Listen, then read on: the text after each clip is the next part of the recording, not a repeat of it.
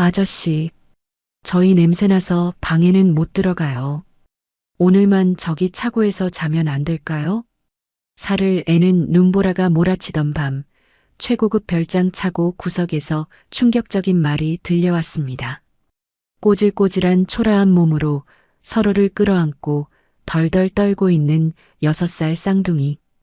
해외 강제 입양 위기에서 맨발로 도망친 아이들은 살려달라는 말 대신 차고 한 구석만 빌려달라고 애원했습니다. 하지만 아이들의 얼굴을 확인한 남자는 들고 있던 엽총을 떨어뜨리며 그 자리에 무너져 내리고 말았습니다. 6년 전 교통사고로 잃어버린 쌍둥이 만삭의 아내가 살아 돌아온 듯 아이들의 눈망울이 죽은 아내를 꼭 빼닮아 있었기 때문입니다. 여보, 당신이 보내준 거야? 가장 차가운 바닥에서 시작된 가장 뜨거운 구원 서사. 죽지 못해 살던 남자가 목숨 걸고 지켜야 할 가족을 만나게 된 이 기적 같은 이야기. 사연 시작 전 이 감동적인 이야기가 궁금하시다면 구독과 알림 설정 눌러주시고 어디서 듣고 계신지 댓글 남겨주시면 그곳으로 행복이 가득하시길 바라겠습니다. 오늘의 사연 시작합니다. 강원도의 깊은 산골에 자리 잡은 별장에는 며칠째 거센 눈보라가 휘몰아치고 있습니다. 창문이 덜컹거릴 정도로 매서운 바람 소리가 온 산을 뒤덮고 있네요. 그 살벌한 추위 속에서 강민주는 난방도 켜지 않은 서늘한 거실 소파에 홀로 앉아 있습니다. 그의 앞 탁자에는 다 비워가는 위스키 병과 6년 전 사고 현장 사진, 그리고 수면제 통이 어지럽게 놓여 있군요. 강민준이 떨리는 손으로 위스키 잔을 입에 털어넣으며 사진 속 아내를 향해 중얼거렸습니다. 여보, 오늘은 눈이 참 많이 오네. 강민주는 대답 없는 사진을 손가락으로 가만히 쓸어봅니다. 그의 눈동자는 술기운에 붉게 충혈되어 있지만 생기라고는 찾아볼 수가 없네요. 6년 전 그날 이후로 강민준의 시간은 멈춰버린 것이나 다름없으니까요. 강민준이 빈 잔을 탁자에 거칠게 내려놓으며 한숨을 내쉬었습니다. 당신 따라가려고 했는데 내가 너무 겁쟁이라서 아직 여기 있어. 미안해. 그때였습니다. 이중으로 잠겨있던 차고 쪽에서 쿵 하는 둔탁한 소리가 들려왔습니다. 단순히 바람 소리라고 하기에는 무언가 무거운 물건이 떨어지는 소리였죠. 곧이어 보안 시스템의 빨간 경고등이 요란하게 깜빡이기 시작했습니다. 강민준이 미간을 찌푸리며 비틀거리는 몸을 일으켰습니다. 어떤 놈이야? 감히 여기가 어디라고 기어들어와. 강민준은 벽난로 위 장식장에 보관해 두었던 호신용 엽총을 꺼내 들었습니다. 철컥하고 장전하는 소리가 적막한 거실에 날카롭게 울려 퍼지네요. 그는 잔뜩 예민해진 신경을 곤두세우며 비틀거리는 걸음으로 차고로 향하는 복도를 걸어갑니다. 차고와 연결된 문을 열자마자 살을 애는 듯한 찬 바람이 얼굴을 때립니다. 차고의 셔터가 고장이 난 건지 반쯤 열려 있고 그 틈으로 눈보라가 사납게 들이치고 있습니다. 강민준이 엽총을 어깨에 견착하며 어둠 속을 향해 소리쳤습니다. 누구냐? 당장 나와. 대답은 없고 휘오리 바람 소리만 차고 안을 윙윙거리며 맴돕니다. 강민주는 최고급 세단 뒤쪽 그림자에서 무언가 바스락거리는 인기척을 느꼈습니다. 술기운 때문인지 분노 때문인지 강민준의 손가락이 방아쇠에 걸렸습니다.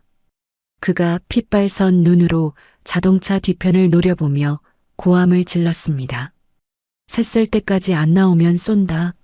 하나. 강민준의 위협적인 목소리에 세단 뒤쪽의 낡은 라면 박스가 움찔하며 움직입니다.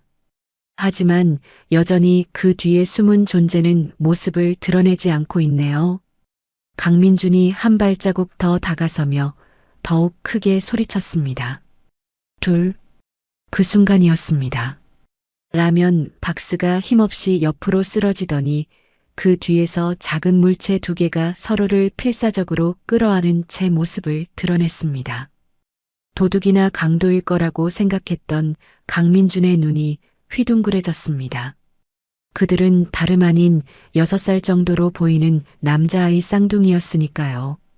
강민준이 믿을 수 없다는 듯 총구를 내리지 못한 채 멍하니 입을 열었습니다. 너희들, 뭐야? 아이들의 몰골은 그야말로 처참하기 그지없습니다.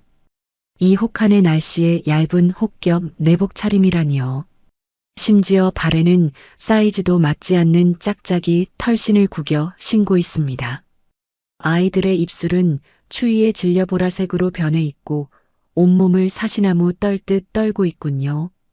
동생으로 보이는 한은호가 강민준이 들이댄 총을 보고 공포에 질려 다리에 힘이 풀린 듯 주저앉았습니다. 한은호가 형의 옷자락을 꽉 움켜쥐며 울먹이는 목소리로 말했습니다. 형아, 나 무서워. 저 아저씨가 총 쏠 것 같아. 형인 한은우가 본능적으로 동생 앞을 가로막으며 두 팔을 벌렸습니다. 작은 몸으로 동생을 지키려는 그 모습이 묘하게 강민준의 가슴을 찔러옵니다.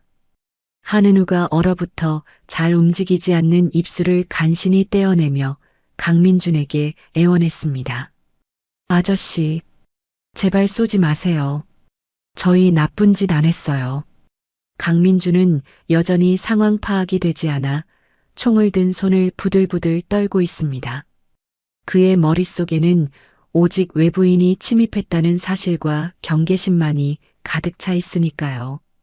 강민준이 거칠게 숨을 몰아쉬며 아이들에게 소리쳤습니다. 여기 어떻게 들어왔어? 누구랑 같이 왔어? 어른들은 어디 있어? 강민준의 고함에 놀란 한은호가 결국 울음을 터뜨리고 말았습니다. 한은호의 울음소리는 추위에 얼어붙어 가느다란 신음처럼 들리네요. 한은호는 바닥에 무릎을 꿇고 동상으로 벌겋게 부르튼 손바닥을 싹싹 빌기 시작했습니다. 그 손바닥에는 찢어지고 터진 상처들이 가득합니다. 잘못했어요. 다시는 안 그럴게요. 제발 쫓아내지만 말아주세요. 밖은 너무 추워요. 강민준은 아이의 목소리에서 절박한 공포를 느꼈습니다. 그는 저도 모르게 총을 쥔 손에 힘을 빼며 한 발자국 다가갔습니다. 그러자 한은우가 화들짝 놀라며 뒷걸음질을 치다 뒤에 있는 차 범퍼에 부딪히고 맙니다.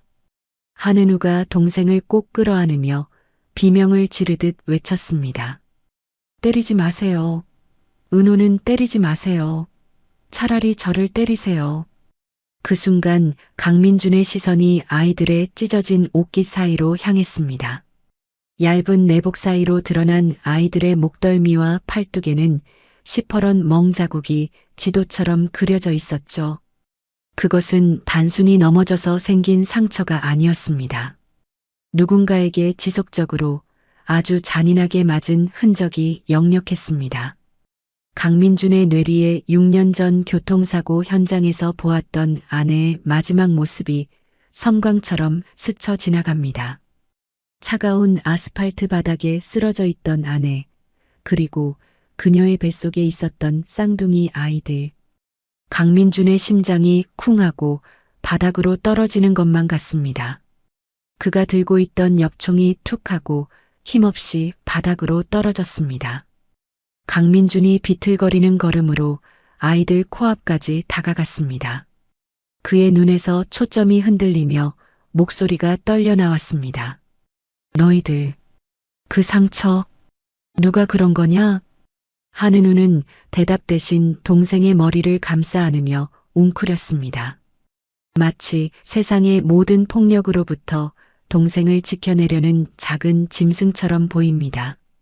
한은호는 이미 추위와 공포로 인해 눈이 반쯤 풀린 채 덜덜 떨고만 있군요. 강민준은 더 이상 견딜 수가 없었습니다. 그는 자신이 입고 있던 두꺼운 양털 카디건을 벗어 아이들에게 덮어주었습니다. 따뜻한 온기가 닿자 한계에 다다랐던 아이들의 몸이 휘청거립니다. 강민준이 무릎을 꿇고 앉아 아이들의 차가운 어깨를 감싸 안으며 말했습니다. 괜찮다. 이제 괜찮아. 내가 해치지 않아. 강민준의 손에 닿은 아이들의 몸은 마치 얼음장처럼 차갑기 그지없습니다. 하지만 그 차가운 몸 안에서 가늘게 뛰고 있는 심장 박동이 강민준의 손바닥으로 전해져 옵니다. 그 박동은 6년 동안 죽은 듯이 멈춰있던 강민준의 심장을 다시 뛰게 만들고 있네요. 한은호가 강민준의 카디건 속으로 파고들며 가늘게 속삭였습니다. 따뜻해요. 형아, 이제 안 추워. 한은호도 긴장이 풀린 듯 강민준의 품에 머리를 기대며 안도의 한숨을 내쉬었습니다. 강민준은 자신의 품에 안긴 두 아이를 내려다보며 묘한 감정에 휩싸입니다. 이 아이들이 어디서 왔는지, 왜 이런 몰골을 하고 있는지 아직은 아무것도 모릅니다. 하지만 강민준은 본능적으로 알 수 있었습니다. 오늘 밤 이 작은 불청객들이 자신의 인생을 송두리째 바꿔놓을 것이라는 사실을 말이죠. 강민준이 아이들을 안은 팔에 조금 더 힘을 주며 나지막이 중얼거렸습니다. 일단 들어가자. 여긴 너무 추워. 강민준은 엽총을 차고 구석으로 발로 밀어버리고는 아이들을 부축해 일으켰습니다. 밖에서는 여전히 매서운 눈보라가 차고 안으로 들이치고 있었지만 세 사람이 붙어 있는 그 공간만큼은 묘한 온기가 감돌기 시작했습니다. 강민준은 아이들을 욕실로 데려와 따뜻한 물을 틀었습니다. 욕조에 김이 모락모락 피어오르자 얼어있던 욕실 공기가 금세 훈훈해지네요. 하지만 강민준의 표정은 점점 더 일그러지고 있습니다. 아이들의 꼬질꼬질한 내복을 벗겨내자 그 안에 감춰져 있던 끔찍한 진실이 적나라하게 드러났기 때문이죠. 하얀 거품 위로 드러난 아이들의 등과 팔다리는 성한 곳이 한 군데도 없습니다. 특히 형인 한은우의 어깨에는 담뱃불로 지진 듯한 동그란 화상 자국이 선명하게 남아있군요. 강민준이 떨리는 손으로 아이의 어깨를 조심스럽게 어루만지며 물었습니다. 이거 담배 자국 아니냐? 세상에. 어떤 미친놈이 애 몸에다가 이런 짓을 해? 한은우가 따가운지 몸을 움찔거리며 기어들어가는 목소리로 대답했습니다. 제가 말 안 들어서 원장님이 훈육하신 거예요. 제가 잘못해서 그런 거예요, 아저씨. 강민준은 아이의 대답에 억장이 무너지는 것 같습니다. 훈육이라는 명목으로 가해진 명백한 고문이니까요. 옆에 있던 한은호가 형의 등 뒤로 숨으며 울먹였습니다. 아니야, 형아. 형아가 내 밥 챙겨주려다가 걸려서 그런 거잖아.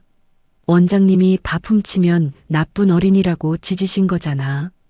강민준이 주먹을 꽉 쥐자 손마디가 하얗게 질렸습니다. 그는 끓어오르는 분노를 간신히 억누르며 부드러운 목소리로 아이들을 달랬습니다. 그래, 많이 아팠지? 아저씨가 약 발라줄게. 따뜻한 물에 들어가 있으렴. 목욕을 마친 아이들은 강민준이 내어준 커다란 수건을 두르고 거실 소파에 앉았습니다. 강민준은 주방에서 급하게 데운 인스턴트 양송이 수프와 식빵을 접시에 담아왔습니다. 고소한 냄새가 거실에 퍼지자 아이들의 눈이 휘둥그레지며 꿀꺽하고 침 넘어가는 소리가 들리네요. 강민준이 쟁반을 탁자에 내려놓으며 말했습니다. 배고프지? 뜨거우니까 천천히 불어서 먹어라. 빵은 수프에 찍어 먹으면 더 맛있어. 말이 떨어지기가 무섭게 한은호가 빵을 집어 들려다 멈칫합니다. 그러고는 눈치를 보며 형을 쳐다보네요. 한은우가 고개를 끄덕이자 그제야 빵을 집어 입으로 가져갑니다. 그런데 형인 한은우는 자신의 몫인 빵을 떼어 동생의 수프 그릇에 넣어주고 있군요. 자신도 배가 고파 손을 떨면서도 동생을 먼저 챙기는 모습입니다. 한은우가 빵 조각을 호호 불어 동생 입에 넣어주며 말했습니다. 은우야, 많이 먹어. 이거 먹으면 배 안 아플 거야. 천천히 먹어 채한다. 형아도 먹어. 형아 어제부터 아무것도 못 먹었잖아. 형아는 괜찮아. 너 많이 먹고 얼른 나아야지. 강민주는 그 모습을 보며 코끝이 찡해져 고개를 돌렸습니다. 고작 6살짜리 꼬마가 어미 새처럼 동생을 거두는 모습이 기특하면서도 가슴이 미어집니다. 강민준이 헛기침을 하며 아이들에게 물었습니다. 너희들, 아까 원장님이라고 했지? 어디서 왔어? 집이 어디야? 한은우가 수저를 내려놓고 강민준을 똑바로 쳐다보며 또렷하게 대답했습니다. 희망고아원이요. 저 산 너머에 있어요. 희망고아원이라니 이름 한번 역설적입니다. 강민준이 미간을 찌푸리며 다시 물었습니다. 거기서 도망친 거야? 왜? 원장이 때려서? 한은우가 입술을 꾹 깨물더니 결심한 듯 입을 열었습니다. 원장님이 은우만 미국으로 보낸다고 했어요. 내일 아침에 까만 차 타고 오는 아저씨한테 은호를 넘긴다고 전화하는 걸 들었어요. 강민준의 눈썹이 꿈틀거렸습니다. 단순한 학대가 아니라 불법 입양, 아니 인신매매 정황이 포착된 겁니다. 한은우가 강민준의 옷자락을 잡고 애원하듯 말을 이었습니다. 은호는 몸이 약해서 국내에서는 입양이 안 된대요. 그래서 외국으로 보내버린다고 했어요. 우리는 쌍둥이인데 떨어지기 싫어요, 아저씨. 잡혀가면 은호는 다시 못 봐요. 한은호가 울상을 지으며 형의 팔을 꼭 끌어안았습니다. 나 형아랑 살 거야. 미국 가기 싫어. 원장님 무서워. 강민주는 치밀어 오르는 화를 참지 못하고 자리에서 벌떡 일어났습니다. 그는 창가로 걸어가 거친 숨을 몰아쉬며 밖을 내다보았습니다. 눈보라는 여전히 거세게 몰아치고 있지만 강민준의 마음속에는 더 큰 폭풍이 일고 있네요. 돈 때문에 애들을 팔아먹어? 그것도 형제를 찢어놔? 인간 같지도 않은 새끼들. 강민주는 아이들이 불안해하지 않도록 억지 미소를 지으며 다시 자리에 앉았습니다. 그리고 아이들의 머리를 쓰다듬으며 단호하게 말했습니다. 걱정 마라. 아무데도 안 보내. 오늘 밤은 여기서 푹 자. 아저씨가 지켜줄게. 아이들은 배가 부르고 몸이 따뜻해지자 금세 꾸벅꾸벅 졸기 시작했습니다. 강민주는 아이들을 안방 침대에 눕히고 두꺼운 이불을 꼼꼼히 덮어주었습니다. 잠든 아이들의 얼굴은 천사처럼 평온해 보이지만 미간에는 여전히 두려움이 남아있군요. 강민주는 금고를 열어 아까 사용했던 엽총을 깊숙한 곳에 넣고 잠갔습니다. 혹시라도 아이들이 깨서 총을 보고 놀라거나 자신이 분노를 참지 못하고 총을 들고 나가는 일을 막기 위해서였죠. 한편 그 시각산 너머 희망고아원 원장실은 난장판이 되어 있습니다. 책상은 엎어져 있고 서류 뭉치들이 바닥에 어지럽게 흩어져 있네요. 고아원 원장 마동석이 야구방망이로 유리창을 깨부수며 고래고래 소리를 지르고 있습니다. 이 쥐새끼 같은 것들이 감히 도망을 쳐? 내 돈이 얼마짜린데. 마동석의 얼굴은 분노로 붉게 달아올라 터질 것만 같습니다. 그때 책상 위에 놓인 전화기가 요란하게 울려댑니다. 마동석이 거칠게 수화기를 집어들고 소리쳤습니다. 여보세요. 아, 브로커 김씨. 나야, 나 원장. 수화기 너머로 날카로운 남자의 목소리가 들려옵니다. 마 원장님, 내일 아침 8시인 거 아시죠? 이번 건 위약금 센 거 아시죠? 물건 준비 안 되면 우리 거래 끝입니다. 마동석이 식은땀을 흘리며 비굴하게 웃음을 흘렸습니다. 아이고, 걱정 마십시오. 잠깐 애들이 숨바꼭질하느라 안 보이는 거지. 금방 찾습니다. 내일 아침까지 딱 포장해 놓을 테니까 오시기만 하면 됩니다. 네, 들어가십시오. 전화를 끄는 마동석이 전화기를 바닥에 내동댕이 치며 욕설을 퍼부었습니다. 아오, 이 망할 놈의 새끼들. 잡히기만 해봐라. 다리 몽둥이를 분질러 놓을 테니까.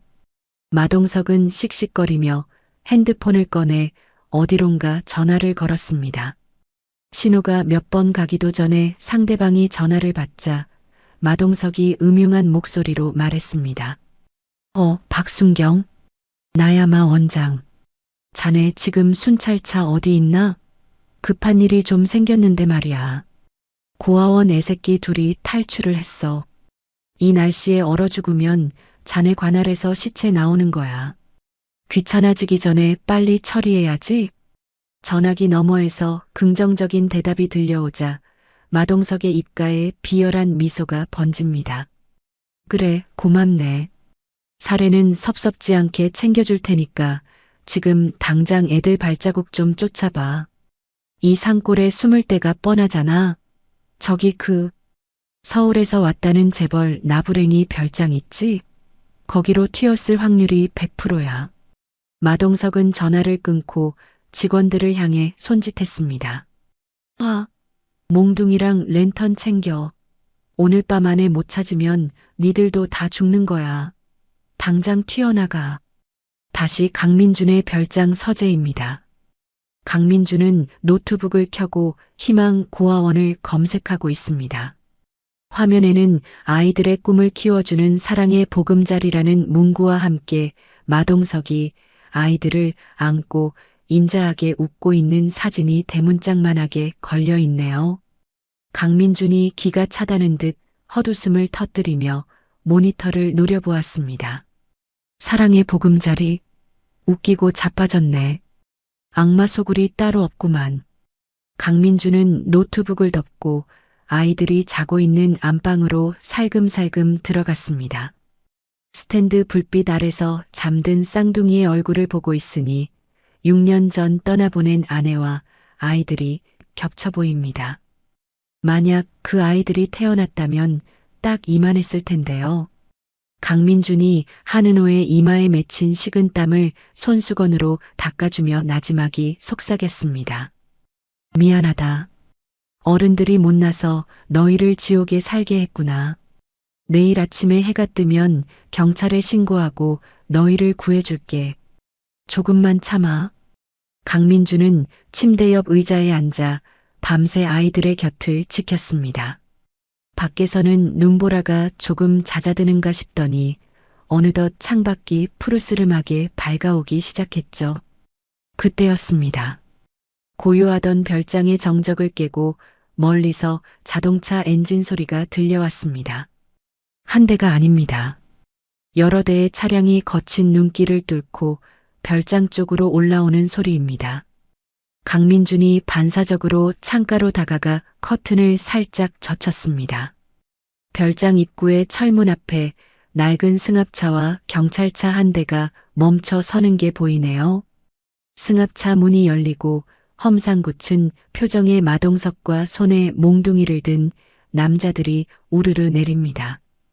경찰차에서는 제복을 입은 박순경이 내려 마동석과 악수를 하고 있군요. 강민준의 눈빛이 매섭게 빛났습니다. 왔구나. 이 짐승 같은 놈들. 강민준은 자고 있는 아이들을 한번 돌아보고는 결연한 표정으로 방문을 닫고 거실로 나갔습니다. 이제 피할 수 없는 전쟁이 시작되려 하고 있습니다. 이른 아침의 고요함을 깨고 별장의 초인종 소리가 요란하게 울려 퍼집니다. 딩동, 딩동, 딩동. 마치 당장이라도 문을 부술 기세로 눌러대는 소리에 별장 전체가 진동하는 것 같군요. 인터폰 화면에 비친 마동석 원장의 얼굴은 탐욕과 조바심으로 잔뜩 일그러져 있습니다. 그는 카메라를 향해 침을 튀기며 고래고래 고함을 질러댑니다. 안에 있는 거 다 알아. 내 새끼들 당장 내놔. 남의 물건 훔쳐갔으면 곱게 돌려줘야 할 거 아니야. 옆에 서 있는 박순경은 제복을 입은 채 팔짱을 끼고 거드름을 피우고 있네요. 그는 마 원장의 어깨를 툭 치며 비키라는 신용을 하더니 인터폰에 대고 짐짓 엄숙한 목소리로 말합니다. 계십니까? 저 관할 파출소 박순경입니다. 지금 아동 유괴 신고가 접수돼서 확인차 나왔습니다. 문 좀 열어주시죠. 거실 소파에 앉아있던 아이들은 마 원장의 목소리를 듣자마자 사색이 되었습니다. 한은우가 비명을 지르며 식탁 밑으로 기어 들어갑니다. 한은우도 덜덜 떨며 동생을 따라 들어가 입을 틀어막네요. 식탁 밑 어둠 속에서 서로를 껴안은 아이들의 눈동자가 공포로 크게 흔들립니다. 한은우가 동생의 귀를 막아주며 울먹이는 목소리로 속삭였습니다. 쉿! 은우야, 소리 내지 마. 원장님이 우리 잡으러 왔어. 형아, 나 무서워. 잡혀가면 나 미국 가는 거야? 아저씨가 지켜준다고 했잖아. 강민주는 공포에 질린 아이들을 보며 치가 떨리는 분노를 느꼈습니다. 경찰까지 대동하고 와서 유괴범 취급을 하다니 적반하장도 유분수지 말입니다. 강민주는 현관 옆에 세워둔 골프 가방에서 드라이버를 꺼내 들었습니다. 묵직한 골프채 그립을 꽉 쥐자 손등에 핏줄이 불끈 솟아오릅니다. 마음 같아서는 금고에 있는 엽총을 꺼내고 싶지만 경찰이 있는 상황에서 총을 들었다가는 정말로 범죄자가 될 수 있으니까요. 강민준이 골프채를 등 뒤로 숨기고 인터폰 수화기를 들었습니다. 그의 목소리는 차갑게 가라앉아 있습니다. 당신들 뭐야? 영장 있어? 영장 없으면 당장 내 집 앞에서 꺼져. 인터폰 너머로 박순경의 비릿한 웃음소리가 들려옵니다. 아따, 선생님. 말씀이 너무 거치시네. 유괴 현행범으로 체포되기 싫으면 좋게 말할 때 여십시오. 우리는 신고받고 출동한 공무원입니다. 공무원. 마 원장이 박순경의 마이크를 뺏어들고 씩씩거리며 소리쳤습니다. 재벌이고 나발이고 내 돈. 아니, 내 애들 내놓으라고.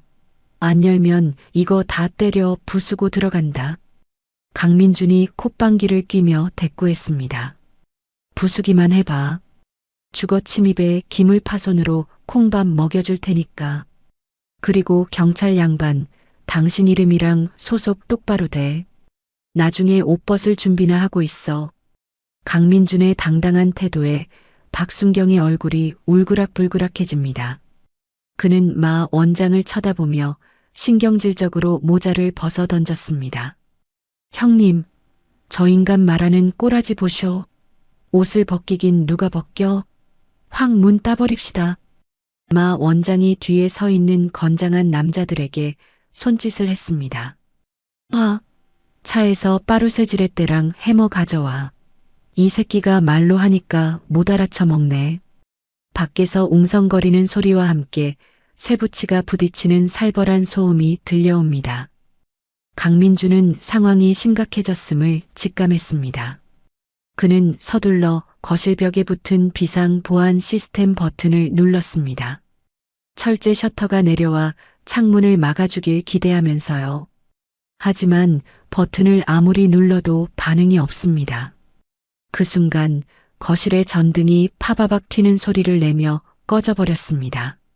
동시에 윙윙 돌아가던 보일러 소리도 뚝 끊겨버렸네요. 별장 안은 순식간에 정적과 어둠에 휩싸였습니다. 밖에서 마 원장의 비열한 웃음소리가 들려옵니다. 하하, 어떠냐? 전기 끊기니까 꼼짝 못하겠지? 이 산골에서 전기도 없이 어디 한번 버텨봐라. 얼어 죽기 싫으면 기어나와.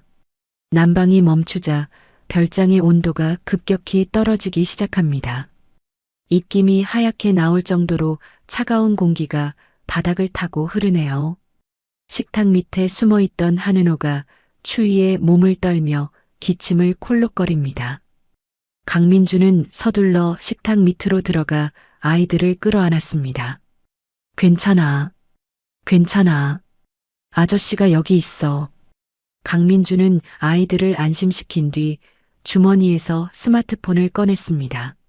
하지만 산속 깊은 곳이라 그런지 통신 신호가 한 칸밖에 잡히지 않습니다. 설상가상으로 배터리는 15%를 가리키며 빨간 불이 들어와 있군요. 어젯밤 충전하는 것을 깜빡한 자신이 원망스럽습니다. 강민주는 신호가 조금이라도 잘 잡히는 창가 구석으로 이동했습니다. 창문 밖에는 마동석 일당이 도끼와 망치를 들고 현관문을 내리찍고 있습니다. 쾅! 쾅! 문을 때리는 굉음이 들릴 때마다 별장 전체가 지진 난 듯 울립니다.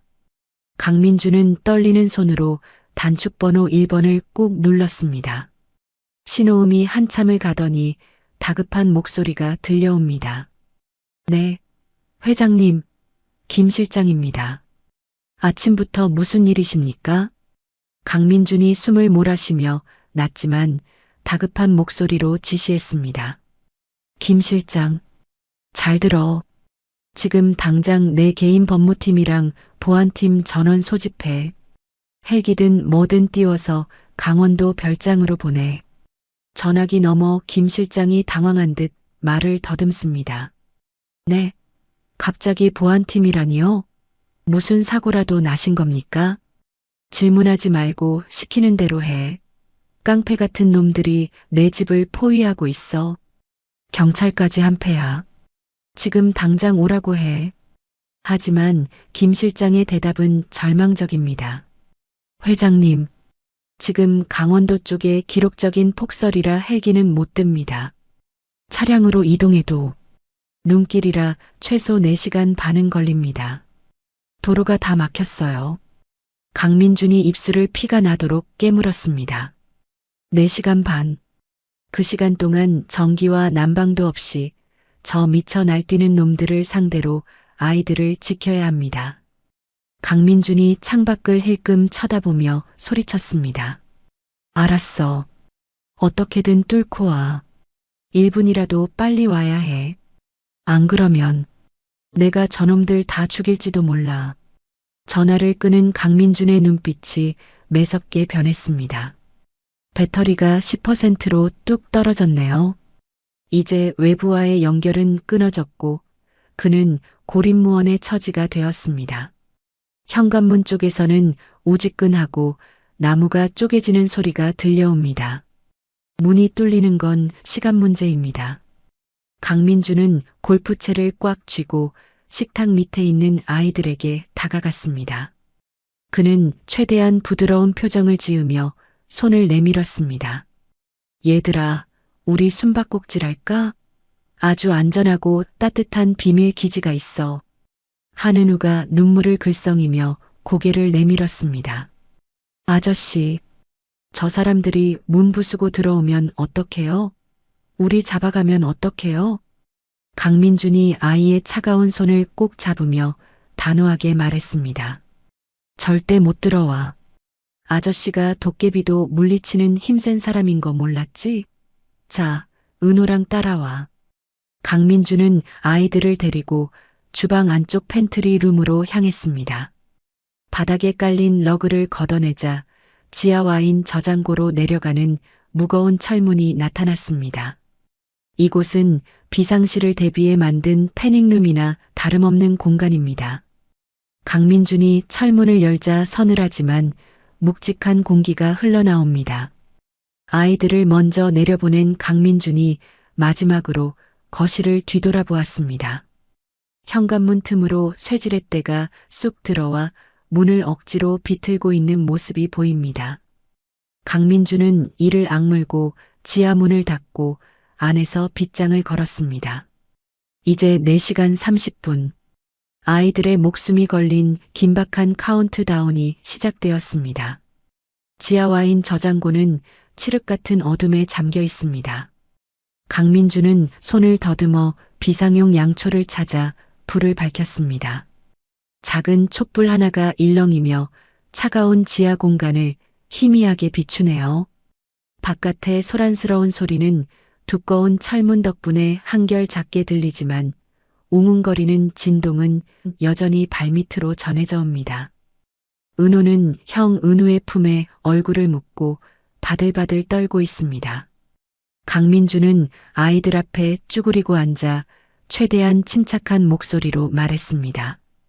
얘들아, 여기는 아저씨만 아는 비밀 기지야. 그 나쁜 사람들은 절대 여기 못 찾아. 그러니까 너무 무서워하지 않아도 돼. 한은우가 눈물을 닦으며 주머니에서 무언가를 만지작거립니다. 그러더니 결심한 듯 강민준에게 주먹 쥔 손을 내미네요. 작은 손 안에는 액정이 금이 간 낡은 스마트폰 하나가 들려 있습니다. 아저씨, 이거 가지세요. 강민준이 의아한 표정으로 스마트폰을 받아들며 물었습니다. 이게 뭐니? 장난감 전화기야? 한은우가 고개를 저으며 또랑또랑한 목소리로 대답했습니다. 아니요. 원장님이 맨날 들고 다니던 전화기예요. 원장님이 잠을 잘 때 몰래 가져왔어요. 게임기인 줄 알고. 심심할 때 하려고 가져왔는데 켜보니까 비밀번호가 걸려 있어서 게임을 못했어요. 강민준의 눈이 번쩍 뜨였습니다. 그는 떨리는 손으로 전원 버튼을 눌렀습니다. 배터리가 얼마 남지 않은 화면이 켜지며 패턴 잠금 화면이 나타나네요. 이것은 단순한 전화기가 아닙니다. 마동석 원장이 평소에 쓰던 폰이 아니라 불법적인 거래를 할 때만 사용하는 이른바 대포폰일 가능성이 높습니다. 강민준이 흥분을 감추지 못하고 한은우의 어깨를 잡았습니다. 은우야, 너 정말 큰일 했다. 이게 우리를 구해줄 보물지도야. 강민준은 즉시 자신의 스마트폰을 꺼냈습니다. 배터리는 이제 8%를 가리키고 있습니다. 시간이 없습니다. 강민준은 넥서스 그룹 본사 보안 센터장에게 영상 통화를 걸었습니다. 신호가 몇 번 가기도 전에 보안 센터장의 얼굴이 화면에 나타났습니다. 회장님, 안 그래도 연락 기다리고 있었습니다. 김 실장님께 상황 전해 들었습니다. 강민준이 마동석의 대포폰 화면을 카메라에 비추며 다급하게 지시했습니다. 지금부터 내가 보여주는 이 전화기 당장 뚫어. 시간 없어. 10분 내로 잠금 풀고 안에 있는 데이터 싹 다 복구해. 보안 센터장이 모니터를 통해 대포폰의 기종과 상태를 확인하며 대답했습니다. 네, 알겠습니다. 구형 모델이라 보안이 취약해서 금방 뚫을 수 있습니다. 카메라 고정해 주십시오. 지금 바로 백도어 프로그램 심어서 원격으로 접속하겠습니다. 화면 속에서 넥서스 그룹 최고의 화이트 해커들이 타닥타닥 키보드를 두드리는 소리가 들려옵니다. 강민주는 촛불 옆에 2개의 전화기를 나란히 놓고 초조하게 기다립니다. 그때였습니다. 쿵, 쿵, 쿵. 지하 천장이 울릴 정도로 큰 소리가 들려왔습니다. 마동석 일당이 거실 유리창을 깨기 위해 돌을 던지는 소리입니다. 유리가 와장창 깨지는 날카로운 소음이 지하까지 비집고 들어오네요. 한은호가 악 하고 비명을 지르며 귀를 틀어막습니다. 아이는 공포에 질려 눈이 뒤집힐 지경입니다. 형아, 소리가 너무 커. 괴물이 들어오나 봐. 강민주는 서둘러 한은호를 품에 꽉 껴안았습니다. 아이의 몸이 불덩이처럼 뜨거워졌다가 차가워졌다가를 반복합니다. 극도의 스트레스가 아이를 갉아먹고 있는 겁니다. 강민주는 한 손으로 한은호의 귀를 막아주며 아이와 눈을 맞췄습니다. 은호야, 아저씨 봐. 아저씨 눈만 봐. 아무 소리도 안 들리는 거야. 강민주는 떨고 있는 아이를 위해 나지막이 노래를 흥얼거리기 시작했습니다. 자장, 자장, 우리 아기, 잘도 잔다. 그것은 6년 전 아내가 불룩한 배를 쓰다듬으며 태교할 때 불러주던 자장가였습니다. 강민준의 목소리는 미세하게 떨리고 있었지만 그 음색만은 더없이 따뜻하고 부드럽습니다. 투박한 남자의 목소리로 울려 퍼지는 자장가가 차가운 지하 공간을 채우기 시작합니다. 한은우도 강민준의 등 뒤에 꼭 붙어 그 노랫소리에 귀를 기울입니다. 신기하게도 강민준의 노래가 계속되자 밖의 소음이 점점 멀어지는 것만 같습니다. 한은호의 거친 숨소리가 조금씩 차분해지더니 아이가 강민준의 가슴에 얼굴을 비비며 웅얼거렸습니다. 아저씨, 냄새가 꼭 아빠 같아요. 우리 아빠도 있었으면 이렇게 안아줬을까요? 그 말에 강민준의 노래가 뚝 끊겼습니다. 목구멍에서 뜨거운 덩어리가 치밀어 올라와 더 이상 소리를 낼 수가 없었기 때문이죠. 강민준은 아이들을 더욱 세게 끌어안으며 속으로 삼켰습니다. 그래, 내가 너희 아빠다. 이제부터 내가 너희 아빠야. 아이들은 강민준의 품에서 난생 처음으로 보호받는다는 느낌을 받았습니다. 그것은 단순히 힘센 어른이 지켜주는 것이 아니라 마치 큰 산이 비바람을 막아주는 듯한 든든함, 바로 아버지의 따뜻함이었습니다. 그때 바닥에 놓아둔 강민준의 스마트폰에서 띠링하는 경쾌한 알림음이 울렸습니다. 화면에 초록색 불이 들어오며 잠금 해제 성공이라는 메시지가 떴습니다. 곧이어 마동석의 대포폰 화면이 스르르 바뀌더니 홈 화면이 나타났습니다. 보안 센터장의 흥분된 목소리가 스피커폰을 통해 흘러나옵니다. 회장님, 뚫었습니다. 안에 있는 데이터 확인해 보니 가관입니다. 통화 녹음 파일만 수백 개고 입양 브로커랑 주고받은 문자, 차명 계좌 장부까지 다 있습니다. 이거면 고아원 문 닫게 하는 건 일도 아닙니다. 강민준이 대포폰을 집어들고 떨리는 손으로 녹음 파일 하나를 재생했습니다. 지지직거리는 잡음 섞인 소리 사이로 마동석의 걸걸한 목소리가 흘러나옵니다. 아, 김 사장. 이번에 넘길 물건 아이은 상태가 좀 안 좋아. 폐병쟁이라서 싸게 넘길게. 장기만 꺼내 쓰고 버리든 알아서 해.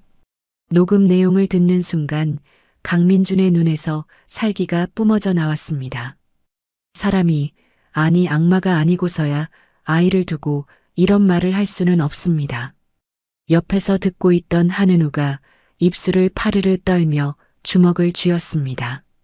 강민준이 아이의 귀를 막아주며 급히 재생을 멈췄습니다. 그리고 보안센터장에게 서리빨 같은 목소리로 명령했습니다. 이 파일들 하나도 빠짐없이 싹 다 복사해서 법무팀장한테 보내. 그리고 법무팀장 받고. 잠시 후 전화가 연결되자 강민준이 소리쳤습니다. 강희주 팀장, 지금 내가 보낸 파일 확인했어? 이거 들고 당장 서울중앙지검 최 검사 찾아가. 내 이름 대고 영장 청구해달라고 해. 희망 고아원을 이 세상 지도에서 지워버려야겠어. 법무팀장의 단호한 대답을 들은 강민준은 전화를 끊었습니다. 배터리는 이제 3%를 가리키며 깜빡거립니다. 이제 할 수 있는 건 다 했습니다. 증거는 넘어갔고 법의 심판이 시작될 것입니다. 하지만 문제는 시간입니다. 서울에서 검찰이 도착하려면 적어도 2시간은 버텨야 합니다. 밖에서는 와장창 유리창 깨지는 소리가 멈추지 않고 이제는 현관문을 부수는 둔탁한 소리까지 섞여 들려옵니다. 강민준은 대포폰을 주머니에 넣고 다시 골프채를 집어들었습니다. 그립을 잡은 그의 손에 힘이 들어갑니다. 얘들아, 조금만 더 참자. 이제 곧 나쁜 사람들은 벌 받을 거야.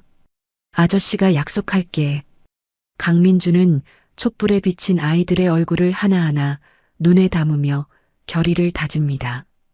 무슨 일이 있어도 이 아이들만큼은 지옥으로 돌려보내지 않겠다고. 설령 내 뼈가 부러지는 한이 있더라도. 서울 서초동에 위치한 서울중앙지검 특수부 부장 검사실의 문이 벌컥 열렸습니다. 넥서스 그룹 법무팀장 강희주가 서류 봉투와 태블릿 PC를 들고 숨을 헐떡이며 뛰어들어왔습니다. 그녀의 이마에는 송골송골 식은땀이 맺혀 있고 표정은 전쟁터에 나가는 장수처럼 비장하기 그지없군요.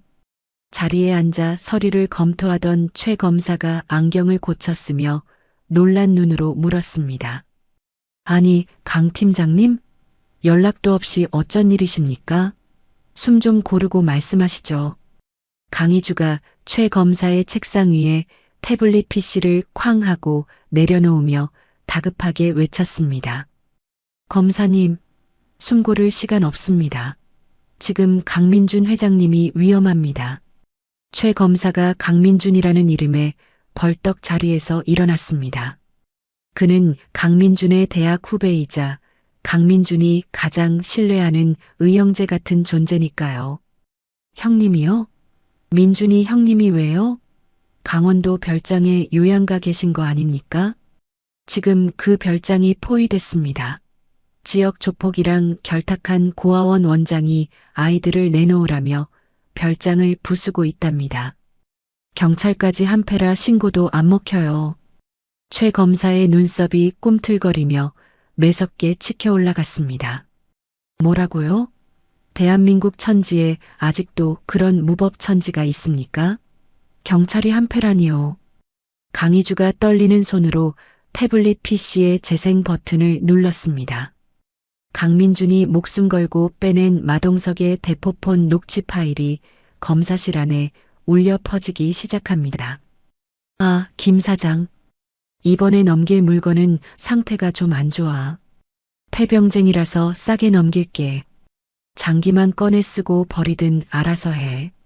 반품은 안 되는 거 알지? 녹음된 마동석의 목소리는 소름 끼칠 정도로 태연하고 잔인합니다. 아이를 물건이라 부르고 장기를 언급하는 대목에서 최 검사의 주먹이 부들부들 떨리기 시작하네요.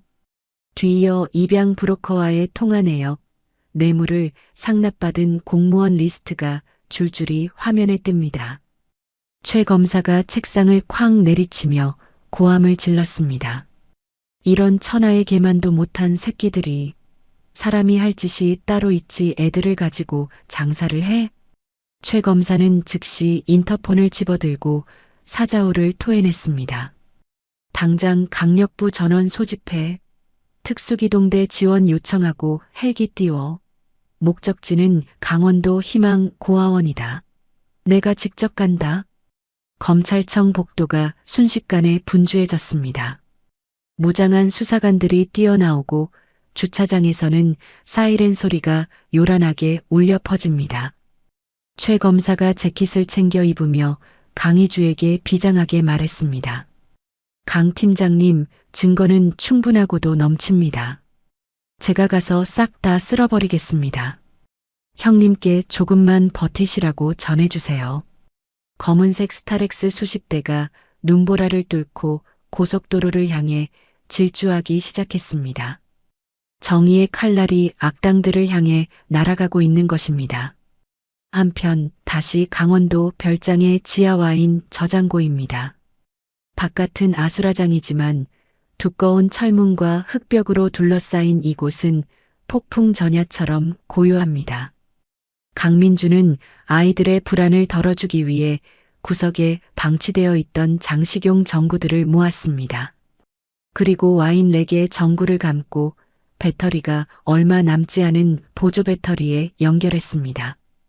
파릇하고 작은 불빛들이 점등되자 어두침침하던 지하실이 순식간에 따뜻한 오렌지빛으로 물드네요. 한은호가 눈을 동그랗게 뜨고 손뼉을 쳤습니다. 우와, 형아 저기 봐. 반짝반짝해. 크리스마스 트리 같아. 한은우도 신기한 듯 전구를 만지작거리며 엷은 미소를 지었습니다.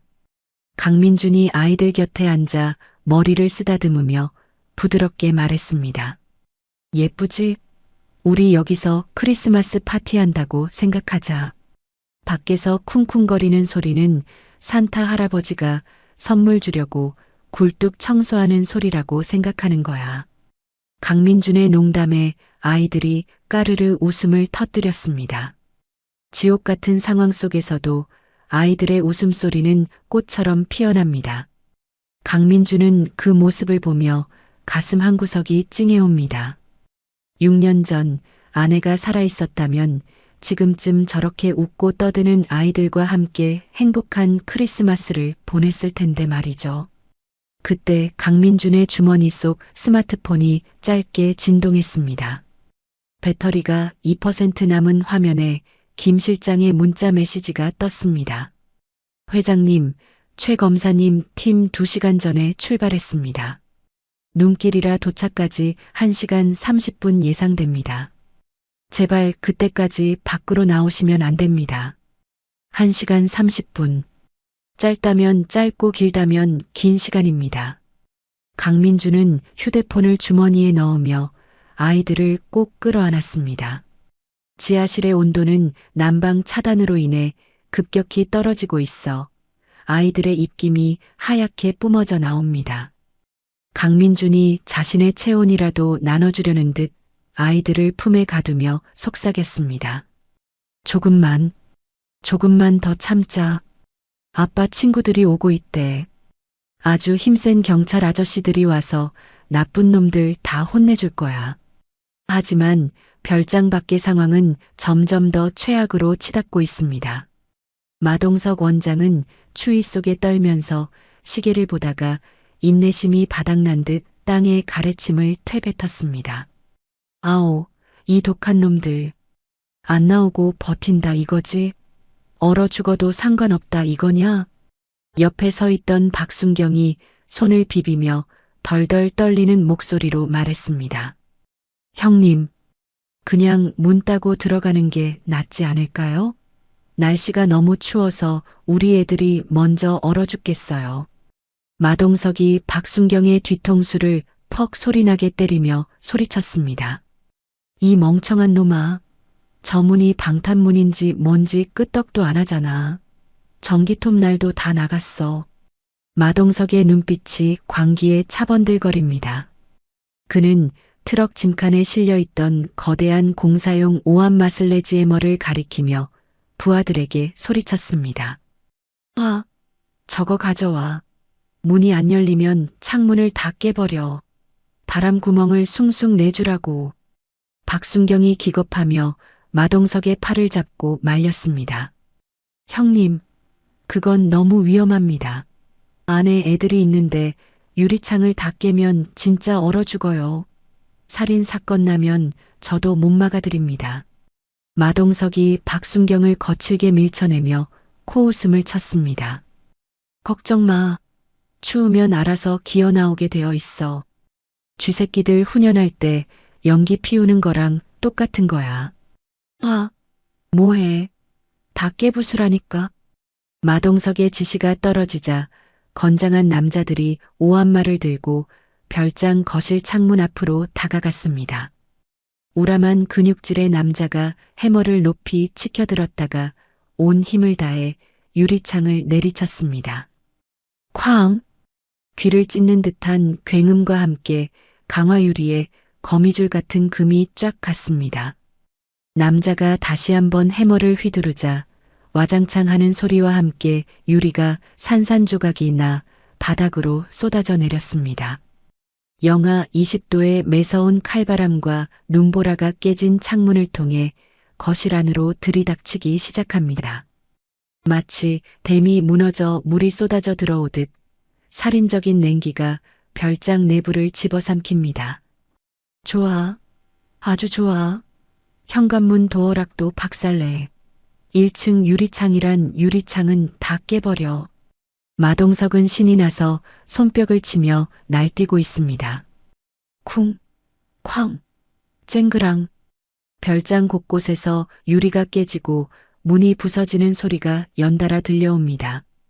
그 소리는 지하실에 있는 강민준과 아이들에게도 선명하게 전달되었습니다. 지하실 문틈으로 매캐한 흙먼지와 함께 서늘한 냉기가 스며들기 시작하네요. 한은호가 기침을 콜록거리며 강민준의 옷자락을 잡았습니다. 아저씨, 너무 추워요. 발이 아파요. 강민준은 아이의 발을 만져보고 소스라치게 놀랐습니다. 이미 얼음장처럼 차가워진 아이의 발은 감각이 없는 듯합니다. 강민준이 이를 악물고 아이들을 담요로 꽁꽁 싸맸습니다. 젠장, 놈들이 집을 냉동창고로 만들 작정이구나. 밖에서는 마동석 일당이 부서진 현관문을 발로 차고 들어오는 소리가 들립니다. 뚜벅뚜벅 군홧발 소리가 거실 바닥을 울리며 지하실 쪽으로 다가오고 있습니다. 이제 이곳도 안전지대가 아닙니다. 강민주는 마지막 남은 촛불을 끄고 어둠 속에서 골프채를 움켜쥐었습니다. 그의 눈빛이 어둠 속에서 맹수처럼 번뜩였습니다. 마동석과 그 일당들이 1층 거실을 휘젓고 다니는 소리가 천둥처럼 지하실을 울립니다. 와장창 깨진 유리창 파편을 군홧발로 짓밟으며 놈들은 사냥감 몰이를 하듯 소파와 가구를 때려 부수고 있네요. 깨진 창문으로 들이닥친 영하 20도의 칼바람은 순식간에 별장 내부를 거대한 냉동고로 만들어버렸습니다. 그 살인적인 냉기는 두꺼운 철문 틈을 비집고 들어와 강민준과 아이들이 숨어있는 지하 와인 저장고마저 집어삼키기 시작했습니다. 아이들의 입에서 나오는 하얀 입김이 점점 옅어지고 있습니다. 강민준은 담요로 아이들을 감싸 안으며 체온을 나누려 애썼지만 이미 바닥에서 올라오는 한기는 뼛속까지 파고듭니다. 그때였습니다. 강민준의 품에 안겨 가늘게 떨고 있던 동생 한은호의 몸이 갑자기 이상합니다. 방금 전까지 사시나무 떨듯 하던 떨림이 뚝 멈추더니 아이의 몸이 축 늘어지기 시작한 겁니다. 강민준이 황급히 한은호의 얼굴을 살폈습니다. 아이의 입술과 손톱이 잉크를 칠한 듯 파랗게 변해 있고 눈동자는 초점을 잃은 채 위로 돌아가 있습니다. 강민준이 소스라치게 놀라 아이의 볼을 두드렸습니다. 은호야, 은호야, 정신 차려. 하지만 한은호는 대답이 없습니다. 가슴에 귀를 대보니 심장 박동이 너무나 미약하고 불규칙하게 뛰고 있습니다. 숨을 쉴 때마다 쌕쌕거리는 거친 소리가 나더니 이내 그 소리마저 끊어질 듯 위태롭습니다. 단순한 추위 때문이 아닙니다. 오랜 영양실조로 약해진 몸이 급격한 기온 저하를 견디지 못하고 저체온증 쇼크를 일으킨 것입니다. 옆에 있던 형 한은우가 동생의 차가운 손을 잡고 울음을 터뜨렸습니다. 형아, 은호 왜 이래? 은호 몸이 얼음 같아. 은호야, 죽지 마. 눈 좀 떠봐. 강민준의 손이 덜덜 떨립니다. 그는 떨리는 손으로 서울대학교 병원 소아과 주치의에게 전화를 걸었습니다. 신호가 몇 번 가기도 전에 의사가 전화를 받았습니다. 여보세요? 강 회장님? 강민준이 다급하게 아이의 증상을 설명했습니다. 선생님, 애가 숨을 잘 못 쉽니다. 입술이 파랗고 의식이 없어요. 몸이 불덩이 같았다가 지금은 얼음장입니다. 수학이 넘어 의사의 목소리가 심각하게 굳어집니다. 회장님, 청색증입니다. 저체온증으로 인한 쇼크예요. 당장 체온을 높이고 산소를 공급하지 않으면 30분 내로 심정지가 옵니다. 빨리 병원으로 옮기셔야 해요. 1분 1초가 급합니다. 전화가 끊어지고 강민준은 멍하니 휴대폰을 내려다보았습니다. 30분. 검찰이 도착하려면 아직 40분은 더 있어야 합니다. 여기서 구조대를 기다리면 아이는 확실히 죽습니다. 하지만 밖으로 나가면 마동석 일당이 득실거립니다. 진퇴양난, 그야말로 절체절명의 순간입니다. 강민준은 파랗게 질린 한은호의 얼굴을 보며 입술을 피가 나도록 깨물었습니다. 6년 전 아내와 아이를 잃었을 때의 그 끔찍한 무력감이 다시금 그를 덮쳐옵니다. 하지만 이번에는 다릅니다. 그때는 아무것도 할 수 없었지만 지금은 할 수 있습니다. 강민준이 벌떡 일어났습니다. 은우야, 아저씨 믿지? 아저씨 등 꽉 잡아. 우리 은우 살리러 가자. 강민준은 쓰러진 한은우를 업고 그리고 한 손에는 골프채를, 다른 한 손에는 은우의 손을 꽉 잡았습니다. 그의 눈빛에는 비장함을 넘어선 살기가 감돕니다. 내 새끼를 살리기 위해서라면 악마와도 싸우겠다는 아비의 눈빛입니다. 강민준이 지하실의 철문을 발로 차고 나갔습니다. 거실로 올라오자마자 살을 애는 칼바람이 얼굴을 때립니다. 깨진 창문 사이로 눈보라가 휘몰아치고 거실 바닥은 유리 조각과 부서진 가구들로 난장판이 되어 있군요. 마동석과 박순경, 그리고 쇠파이프를 든 깡패 3명이 거실 한가운데서 서성이다가 강민준을 발견했습니다. 마동석이 누런 이빨을 드러내며 비릿하게 웃었습니다. 어이구, 드디어 나오셨네. 꺼봐, 춥다니까. 진작 나올 것이지. 강민준은 대답할 가치도 없다는 듯 소리쳤습니다. 비켜. 애가 죽어가. 병원부터 가야 해. 강민준이 한은우를 업은 채 현관 쪽으로 뛰어가려 하자 깡패들이 앞을 가로막았습니다. 마동석이 야구방망이를 손바닥에 탁탁 치며 강민준의 앞을 막아섰습니다. 어딜 급하게 가시나? 계산은 하고 가셔야지. 남의 물건 흠집 내놓고 그냥 가려고? 강민준의 눈에서 불꽃이 튀었습니다. 이 미친 새끼야. 애가 숨을 안 쉰다고. 비키란 말이야. 죽든 말든 내 알 바 아니고. 일단 애들부터 내놔. 내 물건 내가 챙기겠다는데 당신이 무슨 상관이야? 마동석이 손짓하자 깡패들이 강민준을 에워쌌습니다. 박순경은 주머니에서 수갑을 꺼내며 거들먹거렸습니다. 강민준 씨, 아동유괴 및 감금 혐의로 현행범 체포합니다. 순순히 오시죠. 강민준은 박순경을 향해 침을 뱉으며 소리쳤습니다. 당신이 경찰이야? 눈이 있으면 애 상태를 봐. 사람이 죽어가는데 체포가 먼저야? 박순경이 얼굴을 찌푸리며 강민준의 팔을 낚아챘습니다. 말이 많네. 서해 가서 떠드시지. 박순경이 억지로 수갑을 채우려 하자 강민준이 온 힘을 다해 그를 밀쳐냈습니다. 박순경이 하고 뒤로 넘어지자 대기하고 있던 깡패들이 일제히 강민준에게 달려들었습니다. 강민준은 한은우를 보호하기 위해 등을 웅크린 채 골프채를 휘둘렀습니다. 오지 마. 내 새끼 건드리지 마. 하지만 건장한 장정셋을 상대하기에는 역부족이었습니다. 퍽 하는 소리와 함께 깡패의 쇠파이프가 강민준의 옆구리를 가격했습니다. 강민준이 고통에 신음하며 무릎을 꿇었습니다. 그 와중에도 그는 등 뒤에 엎인 은호가 다칠까봐 바닥에 손을 짚고 버텼습니다. 깡패들이 쓰러진 강민준을 발로 짓밟기 시작했습니다. 이 새끼가 돌았나? 어디서 골프채를 휘둘러. 무자비한 발길질이 강민준의 얼굴과 배로 쏟아집니다.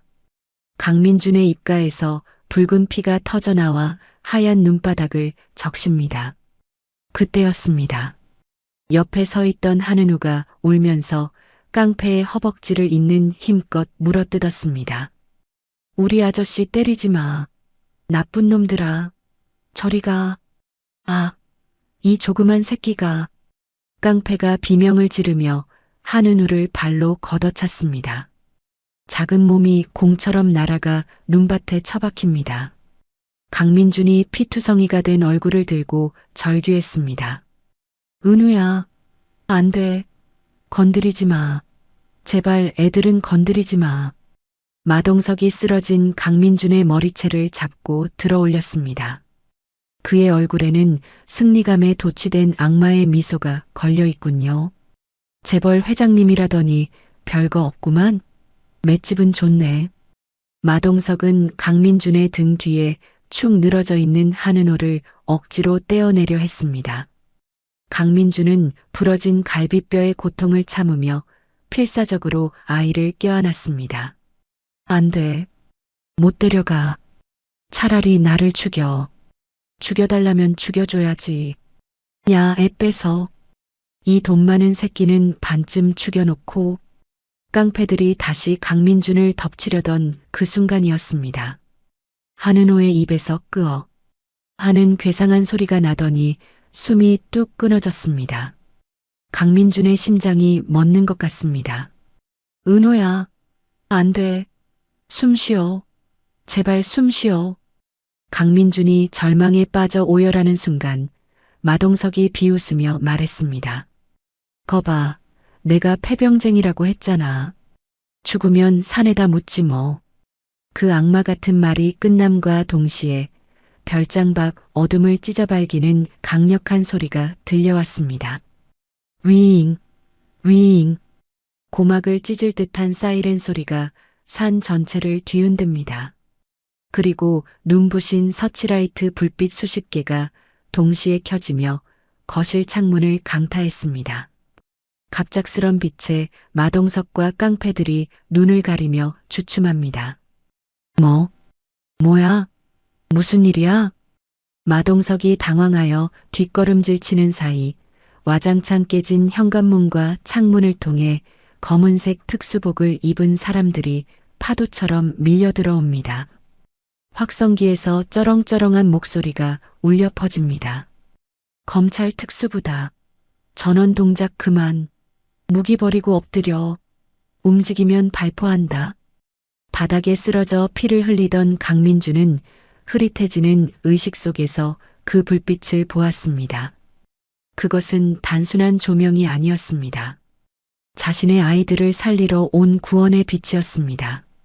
강민준이 피 묻은 입술을 달싹이며 작게 속삭였습니다. 왔구나. 다행이다. 은호야, 이제 살았다. 강민준은 그대로 의식을 잃고 바닥으로 쓰러졌습니다. 하지만 쓰러지는 그 순간까지도 그의 팔은 한은호를 놓지 않고 꼭 끌어안고 있네요. 거실 창문과 현관을 박살내고 들이닥친 검은색 제복의 무리들이 순식간에 별장을 장악했습니다. 눈이 부시도록 강력한 서치라이트 불빛이 마동석과 깡패들을 비추자 놈들은 눈을 뜨지 못하고 뒷걸음질 칩니다. 확성기에서 다시 한번 쩌렁쩌렁한 고함이 터져나왔습니다. 검찰 특수부다. 무기 버리고 당장 바닥에 엎드려. 반항하면 공무집행 방해로 즉시 체포한다. 상황 파악이 안 된 박순경이 눈을 개슴츠레 뜨고 앞으로 나섰습니다. 그는 아직도 사태의 심각성을 모르는 듯 주머니에서 경찰 신분증을 꺼내 흔들며 소리쳤습니다. 어이, 당신들 뭐야? 나 여기 관할 파출소 박 경장이야. 어디서 감히 작전 구역을 침범해? 상부에 보고는 하고 온 거야? 그 순간 선두에 있던 특수수사관이 박순경의 팔을 낚아채더니 그대로 바닥에 엎어치기를 해버렸습니다. 쿵 하는 소리와 함께 박순경이 비명을 지르며 바닥에 처박혔습니다. 아, 내 팔. 이거 안 나? 내가 누군지 알아? 수사관이 박순경의 등 뒤로 팔을 꺾어 수갑을 채우며 차갑게 의조렸습니다. 알지, 아주 잘 알지. 아동학대 방조 및 뇌물수수 혐의 피의자 박철수. 당신 지금부터 경찰 아니고 범죄자야. 묵비권 행사할 수 있고 변호사 선임할 수 있다. 뭐라? 뇌물? 이거 모함이야. 증거 있어? 박순경이 발버둥 쳤지만 건장한 수사관들에게 제압당해 질질 끌려나갔습니다. 마동석은 그 광경을 보고 사색이 되어 뒷문으로 도망치려 했습니다. 하지만 이미 뒷문에도 무장한 대원들이 총구를 겨누고 대기하고 있었죠.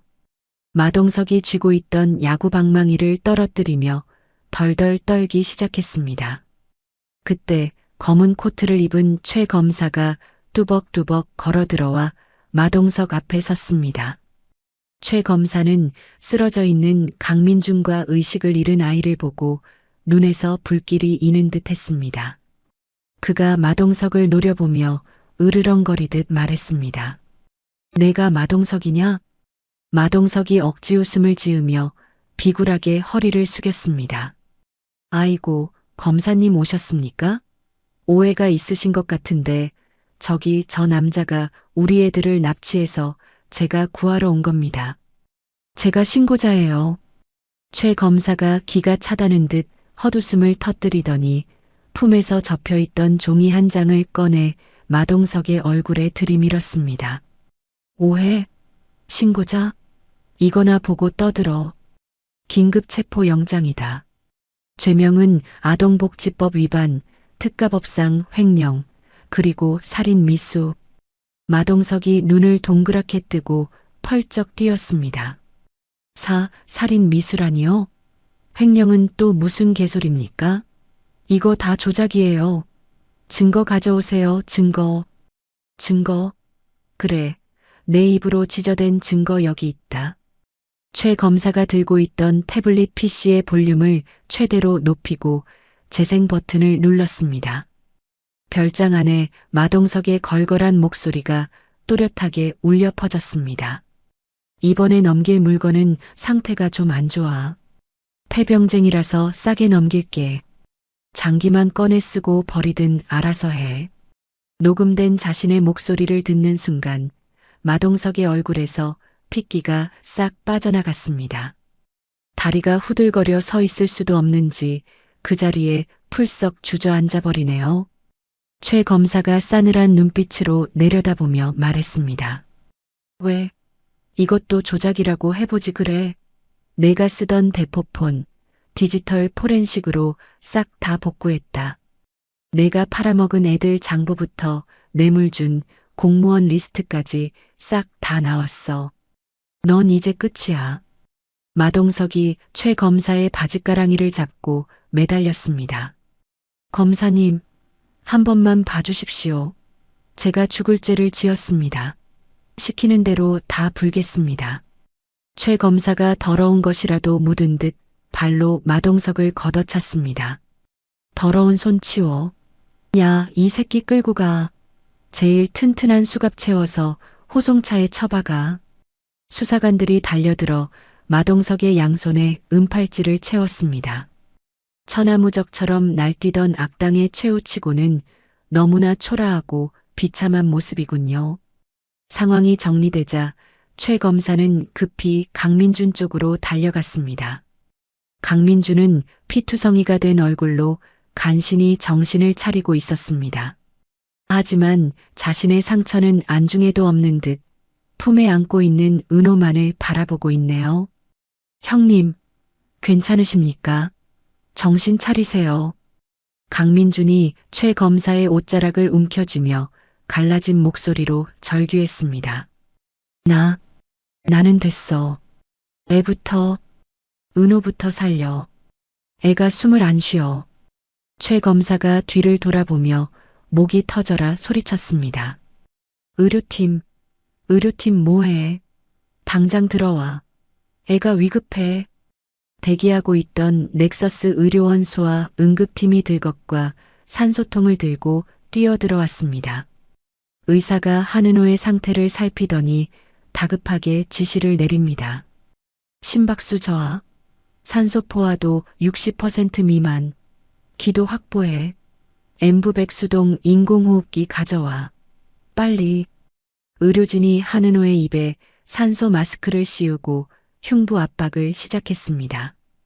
형 은우는 그 옆에서 엉엉 울며 동생의 손을 잡고 놓지 않습니다. 은호야, 죽지 마. 형아가 잘못했어.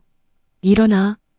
강민주는 비틀거리는 몸을 일으켜 아이에게 다가가려 했지만 부러진 갈비뼈 통증 때문에 다시 쓰러지고 맙니다. 의사가 고개를 저으며 강민준을 제지했습니다. 회장님도 지금 위험합니다. 출혈이 심해요. 같이 이송해야 합니다. 아니야. 난 괜찮아.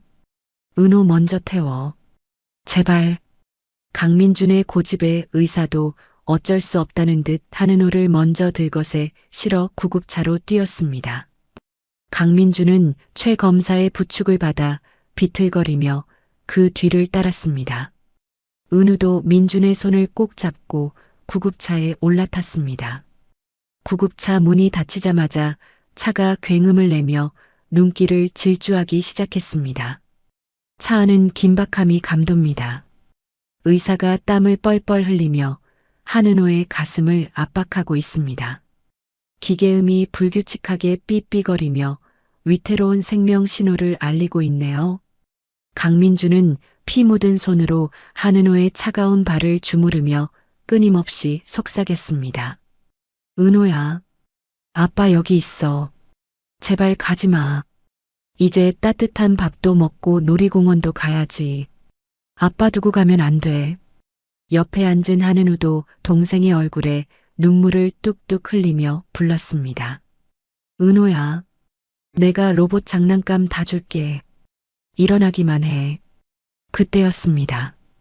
불규칙하던 기계음이 삐, 삐, 삐 하고 일정한 리듬을 찾기 시작했습니다. 산소 포화도 수치가 80, 85, 90으로 쑥쑥 올라가고 있습니다. 의사가 청진기를 대보더니 안도의 한숨을 크게 내쉬었습니다. 돌아왔습니다. 맥박 정상, 호흡 돌아왔습니다. 고비 넘겼어요. 한은호가 하는 작은 신음과 함께 감고 있던 눈을 가늘게 떴습니다. 산소 마스크 속에 서린 김 사이로 아이의 입술색이 조금씩 돌아오고 있군요.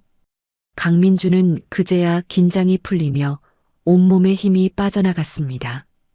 그는 아이의 손을 이마에 대고 하염없이 눈물을 흘렸습니다. 고맙다. 정말 고맙다. 살아줘서 고마워. 은우가 아빠 하고 외치며 강민준의 품에 와락 안겼습니다. 강민준은 아픈 줄도 모르고 큰아이를 꽉 끌어안았습니다. 차창 밖으로 수갑을 찬 마동석과 그 일당들이 줄줄이 경찰 호송버스에 실리는 모습이 스쳐 지나갑니다. 지옥 같았던 밤이 지나고 창밖으로 붉은 아침 해가 떠오르고 있습니다. 강민주는 비로소 깊은 숨을 내쉬며 생각했습니다. 이제 정말 다 끝났다고. 그리고 이제 진짜 시작이라고. 강민준이 퉁퉁 부은 눈으로 한은우를 바라보며 미소 지었습니다. 은우야, 이제 무서운 아저씨들은 다 잡혀갔어. 다시는 우리 앞에 안 나타날 거야. 한은우가 훌쩍이며 고개를 끄덕였습니다. 네.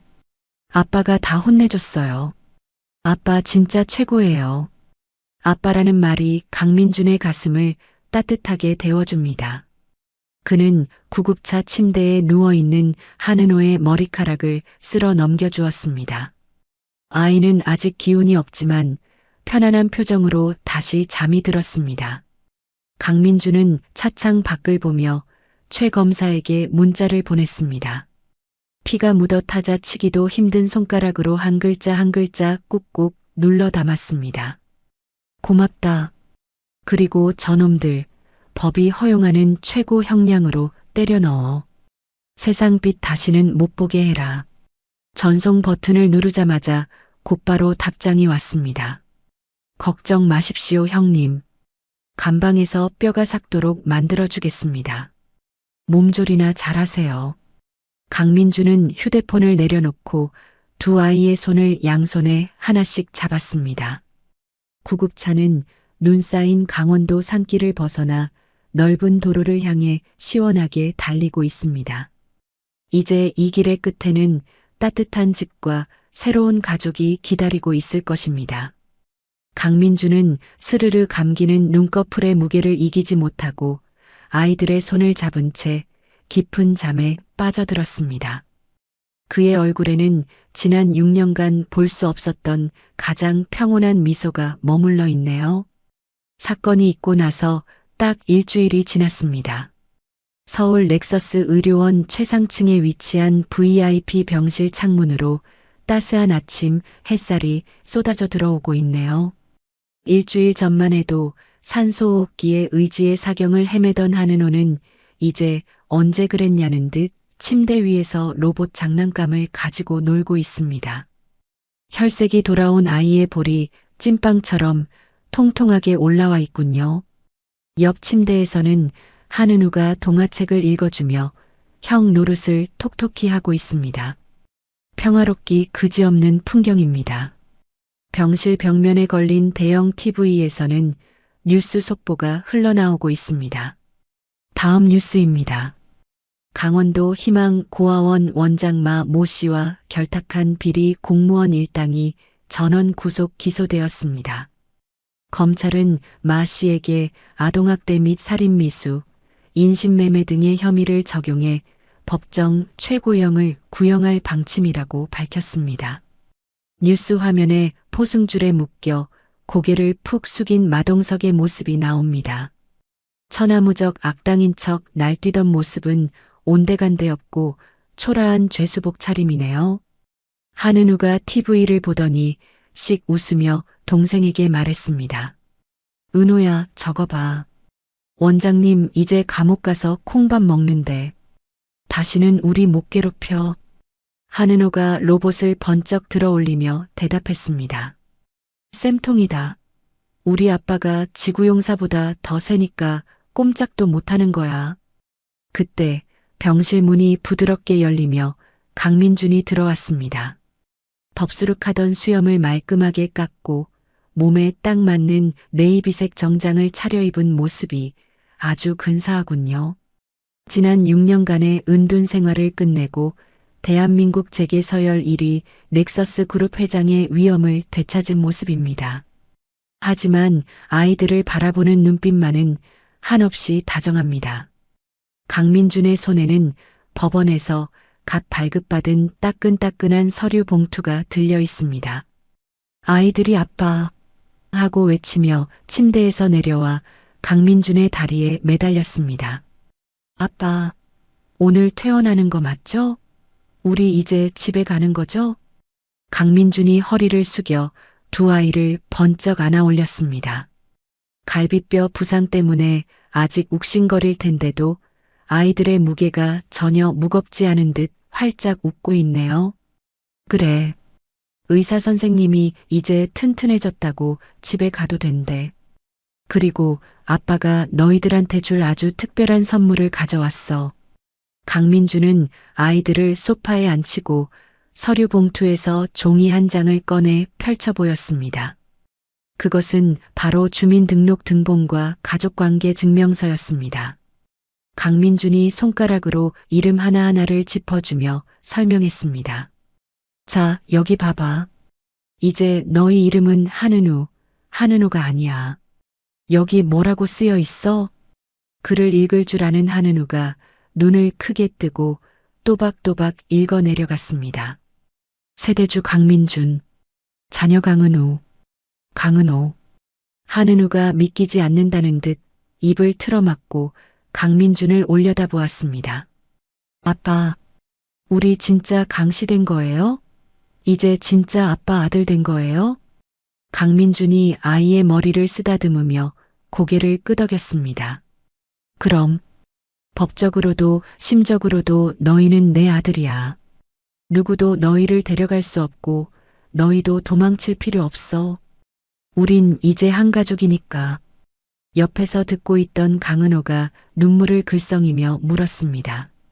그럼 이제 고아원 안 가도 되는 거죠? 아빠랑 평생 같이 사는 거죠? 당연하지. 아빠가 껌딱지처럼 딱 붙어서 안 떨어질 거야. 귀찮다고 도망가면 안 된다? 강은호가 와락 강민준의 목을 끌어안으며 엉엉 울음을 터뜨렸습니다. 으앙, 안 도망가요. 아빠 사랑해요. 평생 아빠랑 살 거예요. 강은우도 덩달아 눈시울을 붉히며 강민준의 품에 안겼습니다. 세 사람은 서로의 체온을 느끼며 한참을 그렇게 안고 있었습니다. 병실 안은 가족의 탄생을 축복하듯 따스한 햇살로 가득 찼습니다. 퇴원 수속을 마치고 1층 로비로 내려오자 입구에는 수많은 취재진이 진을 치고 있었습니다. 강민준 회장의 복귀 소식과 드라마 같은 입양 스토리를 취재하기 위해 몰려든 것이죠. 카메라 플래시가 번쩍거리고 기자들이 마이크를 들이밀며 아우성입니다. 회장님, 경영 복귀하신다는 게 사실입니까? 아이들을 직접 구조하셨다는데 심경 한 말씀 부탁드립니다.